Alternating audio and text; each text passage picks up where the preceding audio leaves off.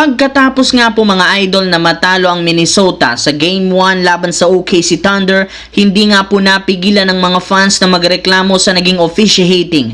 In fact, karamihan sa kanila masyado nga daw pabor ang mga referee sa Thunder, lalo na kay Shai Gilgeous-Alexander. Parati nga nila siya ditong binibigyan ng free throws dahil kahit man hindi nila siya natatamaan kung saan tinatawag nila ito bilang Bluetooth foul.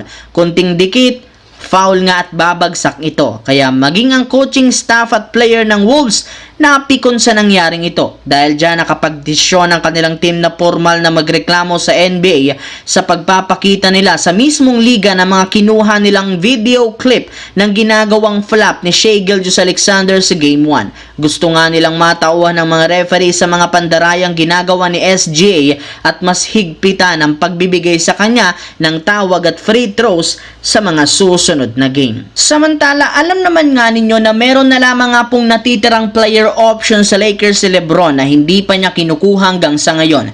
Ibig sabihin may posibilidad pa rin na hindi niya ito kunin para maging isang ganap na free agent kung saan pwede siyang maghanap ng bagong team na kanyang sunod na paglalaruan. At bagamat committed si LeBron sa Lakers, may ilang mga fans nga at analyst at former member ng Lakers ang gusto siyang paalisin, kagaya ni Coach Phil Jackson na nagbigay advice kay LeBron na kung gusto nga nitong magkampiyon sa kanyang career at makuha ang pang-5 championship, mas mabuti nga daw kung umalis na siya sa Lakers at bumalik sa kanyang dating team na Cleveland Cavaliers. Ayon dito, mas malaki nga daw ang tsansa ni LeBron na magkampiyon sa Cavaliers kumpara sa Lakers na maraming ang kailangang baguhin para maging isang ganap na contender. Kung lilipat nga ito ngayon sa Cavaliers, magkakaroon siya agad dito ng championship lineup at mga legit na makakatulong sa pagkuha ng kampyonato kagaya ni Donovan Mitchell. Sa kabilang banda, ibinulgar nga ng Golden State Warriors na kahit man gusto ni Stephen Curry na panatilihin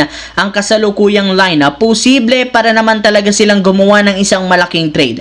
Gustong-gusto para naman nilang makapag-compete ng kampyonato next year na hindi nila nagawa ngayon at malaki ang posibilidad na maisakatuparan nila yan kung makakakuha ng bagong superstar. Pero para nga magawa nila yan, kailangan nilang isakripisyo ang ilan sa mga key player. Sa katunayan, base sa balita ng isang insider, bukas pa rin ang Warriors sa ideya na pagtanggal o pag-trade nila kay Draymond Green basta't makakuha ng mas magaling na superstar na kayang tumulong kay Stephen Curry. Yes mga idol, yan lang naman ang nag-iisang kondisyon para ipamigay nila si Draymond Green. Pero kung hindi nila sa makakakuha ng ganitong klaseng player, mananatili nga ito sa kanilang lineup hanggang next season. Well, anong masasabi nyo dito mga idol sa posibilidad na pag-trade kay Draymond Green?